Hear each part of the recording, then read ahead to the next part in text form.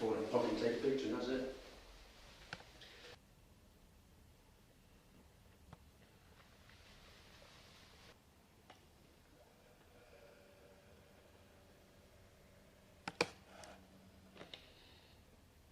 We first became aware of a potential problem when Elliott received a letter of redundancy, and the very opening paragraph of that letter referred to an incident that Elliott had been involved with in a pub the week earlier.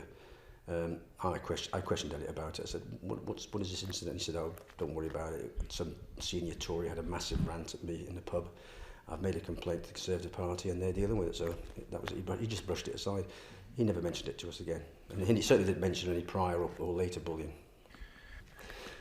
Yeah, he thought it was being handled properly, and he just put it behind him, moved on.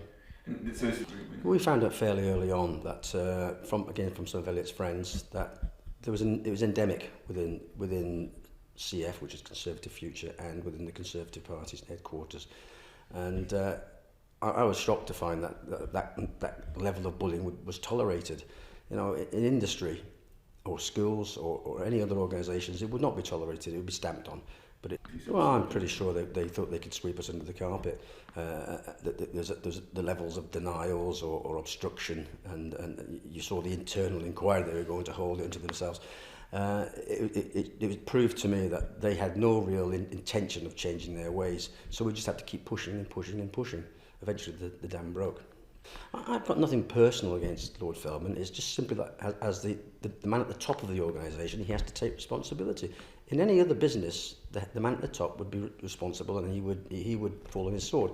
Lord Feldman, presumably being supported by the Prime Minister and others, has refused at this stage to do so. Grant Shapps has gone. Others will no doubt go, but really the man at the top should take responsibility for his actions or inactions. I'm sure he was aware of what was going on, because my son, I think, made his complaint directly to Feldman. At the time that my son made his complaint, Mark Clark should have been suspended. He wasn't suspended. Again, in any other organisation with allegations of this magnitude, the person whose allegations maybe is against would actually be put on garden leave. Mark Clark was allowed to continue harassing and intimidating these young activists. And, he was a man out of control. And the Conservative Party must have realised that. There were many allegations made against him over the previous year.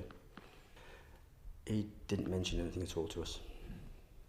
No explanation at all. We didn't have a clue what was going on. It was a bolt out of the blue, as you say. We were shocked. We had 2 police officers come to our door late on the 15th September, and informed us that a body of a young man had been found on the tracks, and they described what he was wearing, and it was clearly Elliott.